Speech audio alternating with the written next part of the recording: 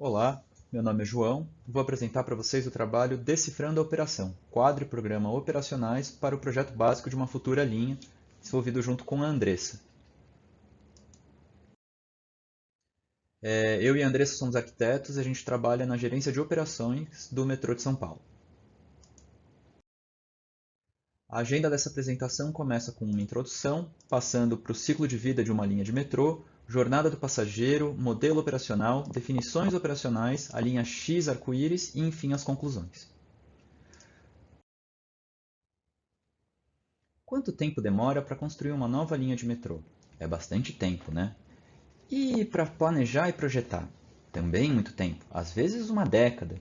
Se demora para construir, para planejar e projetar também esse tempo é necessário, porque a gente precisa chegar em todas as definições que são necessárias para implantar uma coisa tão complexa quanto uma linha de metrô. Esse tempo ele é importante, mas ao mesmo tempo ele traz problemas, porque as definições podem mudar no meio do caminho.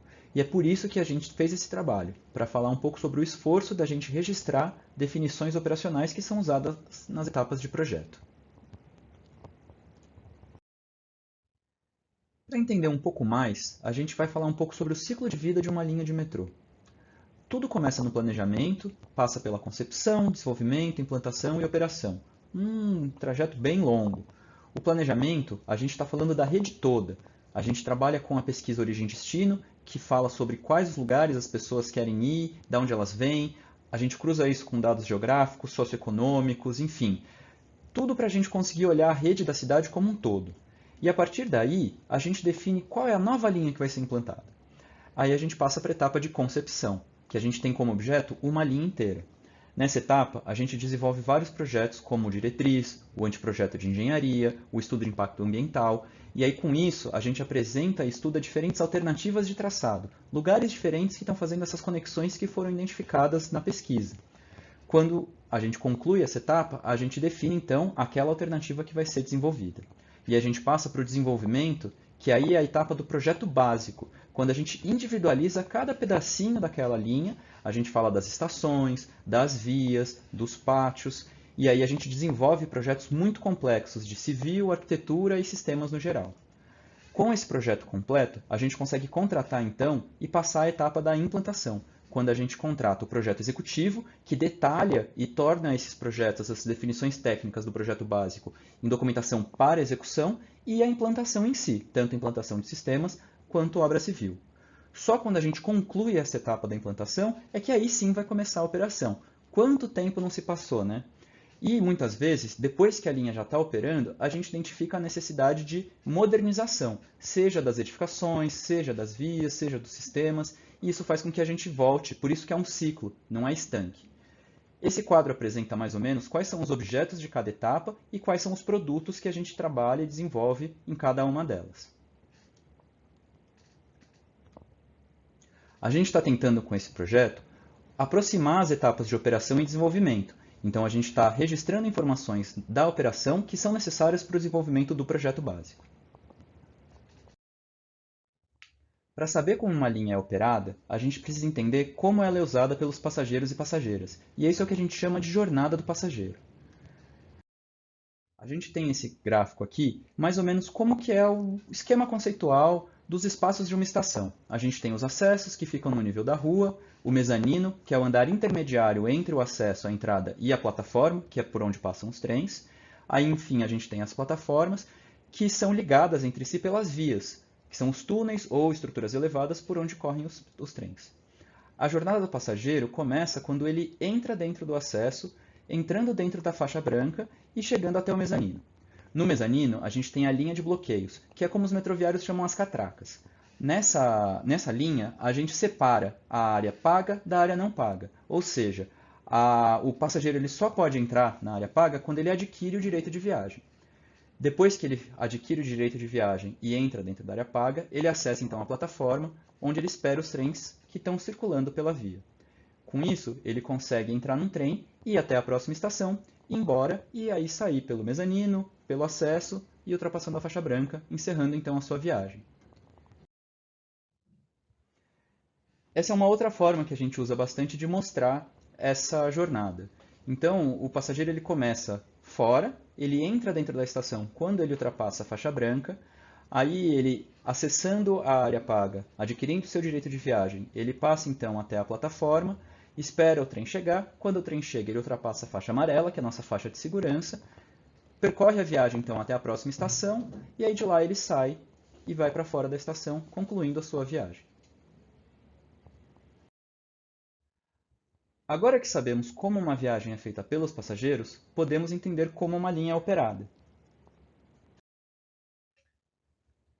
A gente precisa de algumas definições. Uma delas é a de trechos operacionais. Uma linha é muito complexa, são muitas estações, cada uma com as suas particularidades. E os trechos são a forma como a gente divide os grupos de estação para a gente conseguir operar ela melhor.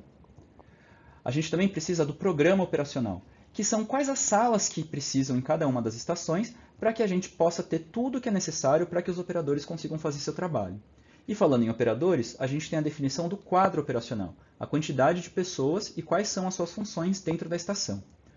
Mas um pouco complicado tudo isso, né? Então, para a gente conseguir superar e entender melhor, a gente precisa antes de algumas definições. A gente precisa conhecer essas definições porque elas ajudam a gente a explicar o modelo operacional de uma linha de metrô. Essas definições são os processos operacionais, as famílias operacionais, os cargos operacionais, os postos operacionais, os turnos e as escalas. Quando a gente fala de processos operacionais, a gente tem um grande macroprocesso, operar linha de metrô. Mas a gente precisa organizar as atividades que acontecem porque é muito complexo. Então a gente agrupa isso em processos menores, que são os nossos subprocessos. A gente tem o processo operar estações, o processo operar trens, operar centro de controle e garantir a segurança pública. As equipes responsáveis por esses processos têm nomes, a gente chama de família, porque a gente acha que é um trabalho que tem que ser feito com uma comunhão, como uma família. Então a gente tem as famílias estações, tráfego, que é o nome que a gente dá para a equipe que opera os trens, controle e segurança. Quem forma essa família são os nossos operadores e os nossos supervisores. A gente então tem para todas essas famílias essas três categorias, operadores e operadoras, o pessoal da supervisão local e o pessoal da supervisão de trecho, que é um pouco mais amplo, como eu falei antes, agrupamento de estações e outras formas de agrupamento. Para cada uma das famílias, a gente tem os postos, que são os locais de trabalho dentro das estações, ou nos trens, ou no centro de controle. Então, para operar estações, a gente precisa dos postos linha de bloqueio, que é onde a gente controla o fluxo de entrada e saída na estação, SSO, que é a nossa sala de supervisão operacional, onde a gente faz toda a comunicação e monitora os sistemas de automação e controle local que tem na estação. Plataforma, que é onde a gente controla o fluxo de embarque e desembarque nos trens e faz a condução dos passageiros com mobilidade reduzida ou deficiência. E inspeção, que é toda a etapa da gente verificar como está a condição das instalações das estações e abrir os pedidos e os chamados para que as equipes de manutenção e conservação possam atuar. Já no processo operar trens, a gente fala do posto circulante. Por quê? Uma linha contemporânea que está sendo projetada agora, ela não trabalha mais com o operador de trem embarcado dentro do trem. O trem ele funciona, ele tem o seu controle automatizado, tanto pelos sistemas que estão embarcados no trem, quanto pelo centro de controle operacional, que faz esse controle lá longe.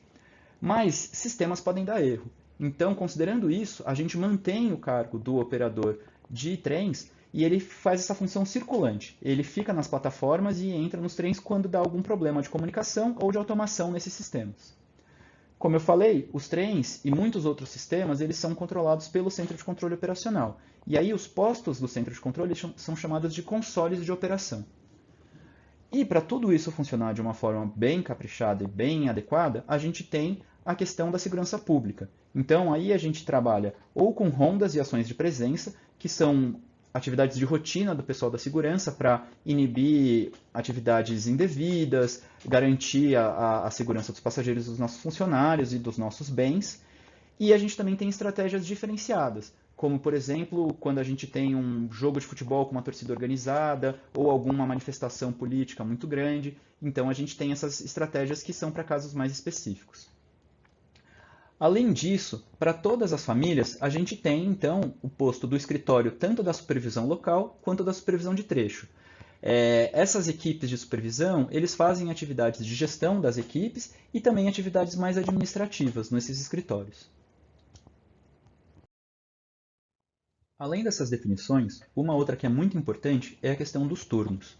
Muita gente não sabe, mas o metrô ele funciona 24 horas. O problema é que ele não funciona 24 horas com passageiros. A gente tem uma operação 24 horas por dia, 7 dias por semana, ininterrupta. E esse tempo em que a gente está com a operação comercial fechada, ele serve para que a gente possa preparar tudo, organizar tudo, fazer manutenção, deixar tudo direitinho para que a gente possa começar a operar assim que der o horário de abertura da estação. Por conta disso, a gente trabalha com 3 turnos, manhã, tarde e noite. A gente tem 100% do tempo, tem gente na estação trabalhando, nos trens, nos pátios, no centro de controle. E aí, para a gente garantir que tenha sempre gente disponível, a gente precisa trabalhar com escalas de trabalho. Normalmente, a escala mais comum que a gente conhece é a 5x2. Trabalha 5 dias durante a semana, folga 2 dias, sábado e domingo. E isso vai se repetindo. Só que se a gente trabalhasse assim, no sábado e no domingo, não ia ter ninguém na estação. E não só isso, tem férias, absenteísmo, questão um pouco mais complexa. Então a gente trabalha com algumas escalas diferenciadas, como por exemplo a 4-2-4, em que se trabalha 4 dias, folga 2 dias. Trabalha 4 dias, folga 2 dias.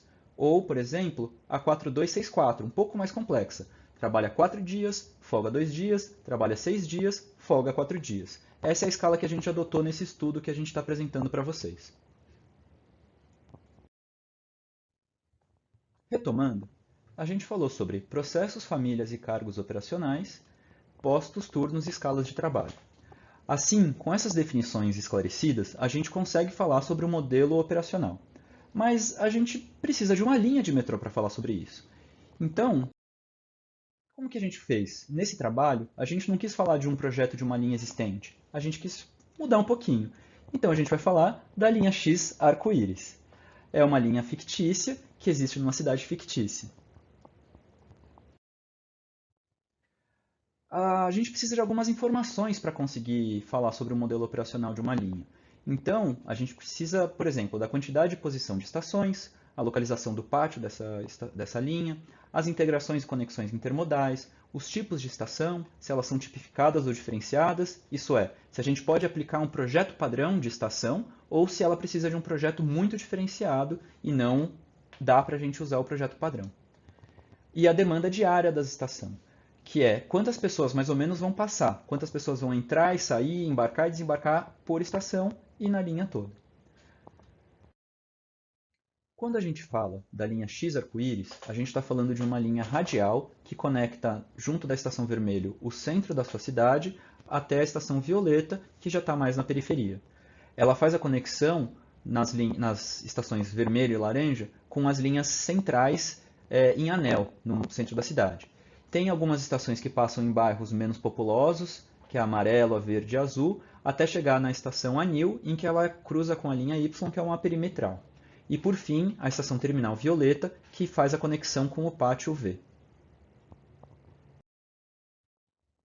A gente tem nesse quadro a classificação das estações da linha arco-íris de acordo com tipificada ou diferenciada. Assim, a gente vê que as estações que têm integração, elas são estações diferenciadas.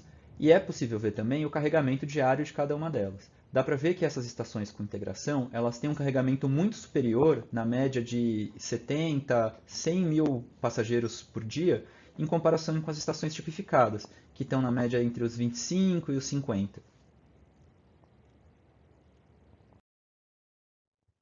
Com essas informações, a gente consegue definir os trechos operacionais dessa linha. Na linha arco-íris, a gente definiu que para o processo de estação, operar estações, a gente vai trabalhar com 3 trechos. Geralmente a gente costuma agrupar em 3, 2, 4 estações, dependendo da complexidade. Na linha arco-íris, a gente tem 2 estações muito diferentes, muito carregadas e muito complexas juntas, que são as estações vermelho e laranja. Por isso a gente achou prudente definir um trecho só para elas. As 3 estações intermediárias, amarelo, verde e azul, elas já são mais tranquilas, então a gente conseguiu agrupar num trecho com mais estações.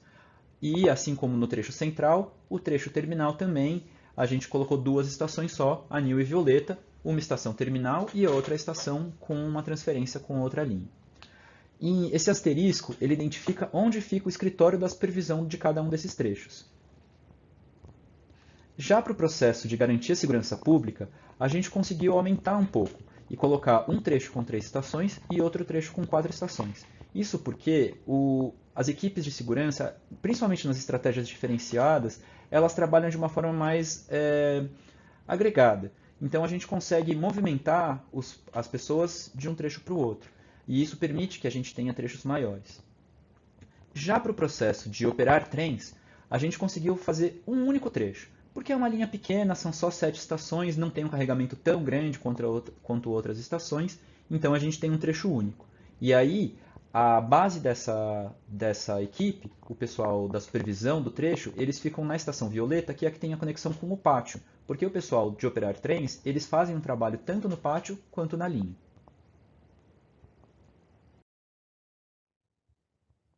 Agora que a gente falou dos trechos operacionais, a gente também consegue falar sobre o programa operacional, que são as salas que compõem os espaços da estação necessários para que ela seja operada.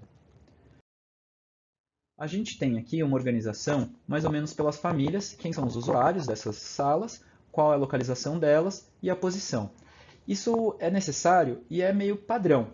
Todas as estações são mais ou menos parecidas, tirando aí algumas estações que têm, por exemplo, o escritório da supervisão de trecho ou o escritório da supervisão local. Para o processo de operar estações, a gente tem sempre um escritório da supervisão local na estação. Já para o processo de garantir segurança pública, a gente tem um escritório da supervisão local por trecho. Então isso é muito particular. Por isso que é importante a gente definir quais serão os trechos para a gente conseguir olhar o programa individual de cada uma das estações. Afinal, cada uma delas vai ter um projeto básico individual.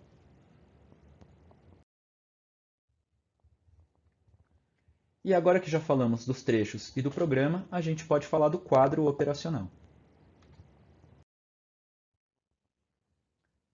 Para a gente conseguir fazer o cálculo do quadro operacional de uma estação, existe uma lógica que é a que está apresentada na tela. A gente vai apresentar um exemplo a partir do processo operar estações de uma estação tipificada, e depois vai mostrar as diferenças para uma estação diferenciada. A gente escolheu o cargo de operador ou operadora de estação, e aí a gente sabe que são 4 postos, como a gente tinha falado: linha de bloqueio, SSO, plataforma e inspeções. Mas como nem todos esses postos são ocupados 100% do tempo, principalmente a questão de plataforma e inspeções, a gente tem só 3 operadores alocados por turno. Com isso a gente chega no quadro por turno. A partir daí, a gente vê então quantos turnos tem, a gente sabe que são 3, manhã, tarde e noite, qual é a escala, no caso a gente está usando a 4264, e a gente chega então na quantidade de alocados por turno, que para essa conta deu 5. Aí a gente aplica sobre isso o fator de absenteísmo e férias, porque a gente sabe que sempre vai ter alguém, uma vez por ano, uma vez a cada tanto tempo, de férias, as pessoas podem ficar doentes, enfim, a gente precisa desse fator para se garantir que sempre vai ter gente trabalhando nas estações. E aí a gente chega então num quadro total. Se a gente tivesse feito 3 turnos por 3 pessoas, daria 9. Mas aí a gente viu que, na verdade, a gente tem 3 turnos com 5 alocados, que dá 15. Aplicando esse fator de absenteísmo e férias, a gente chega então no número de 18 pessoas no quadro total da estação. Para uma estação diferenciada, é um pouco parecido.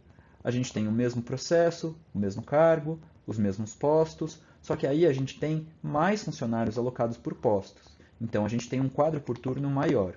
Isso faz com que a gente, fazendo as mesmas contas de turnos, escalas, alocado por turno e fator de absenteísmo, a gente chegue num quadro total maior. A gente está mostrando aqui para o cargo de operador ou operadora de estação, mas isso pode ser feito para todos os cargos de todos os lugares, das estações e também do centro de controle. A gente tem aqui, então, um quadro resumo que mostra mais ou menos uma estação como que é. E aí a gente tem aí dividido numa estação tipificada, diferenciada, a estação que tem o posto da supervisão, a estação que não tem. Com isso, você consegue calcular então o quadro individual de cada uma das estações, que a gente vai apresentar mais para frente.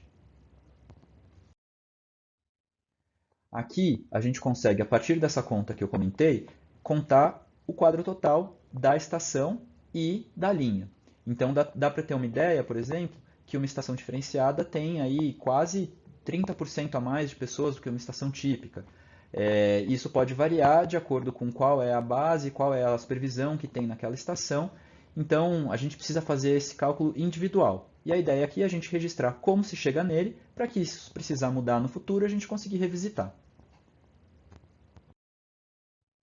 Bom, com isso a gente conclui o trabalho que a gente queria apresentar para vocês.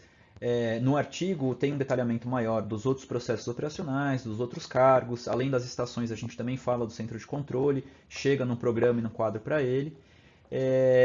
Mas assim, o esforço da gente fazer esse registro e compartilhar isso com vocês, nosso desejo de compartilhar isso com vocês, vem muito da gente considerar os parceiros das equipes de todas as etapas do ciclo de vida como usuários do produto do nosso trabalho. Nós, como arquitetos da engenharia de operações, a gente entende que é difícil para as outras pessoas das outras etapas entenderem como que a operação funciona. A gente sabe o quanto complexo é. E aí, então, a gente tenta facilitar o trabalho dos nossos colegas a partir do registro, da explicação e da documentação. Aqui tem um exemplo das fichas individuais que a gente produziu para cada uma das estações. A ideia dessas fichas, por exemplo, é que a gente consiga registrar a síntese desse trabalho todo. Então, existe um relatório completo que mostra didaticamente como que se chegaram nesses resultados, mas a gente tem uma síntese também, uma ficha que pode ser consultada pelas equipes específicas de arquitetura do projeto daquela estação. Assim, a gente consegue que o trabalho deles seja mais fluido e que eles não precisem se preocupar tanto, pesquisar como é que é, onde que está e não entenderam. Então, a gente consegue, assim, não só explicar, mas também documentar.